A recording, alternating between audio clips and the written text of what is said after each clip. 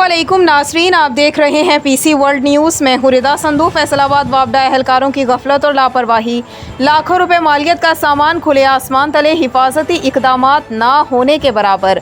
गुलाम दस्तगीर की तफसीलात के मुताबिक तहसील चक झुमरा वापडा ग्रिड स्टेशन के अमले की सुस्ती और लापरवाही के नतीजे में लाखों रुपए मालियत के ट्रांसफार्मर, ट्रालियाँ, बिजली के तार और दीगर कीमती सामान बारिशी मौसम में खुले आसमान तले पड़ा जंग आलूद होने लगा, जबकि मुतअद्दिद ट्रांसफार्मर्स में से ऑयल, कॉपर वायर और दीगर पुर्जे गायब किए जाने का इंकशाफ। जबकि ट्रांसफार्मर ट्रालियों से ग्रिड की रिहायशी कॉलोनी में कूड़ेदान का काम लिया जा रहा है।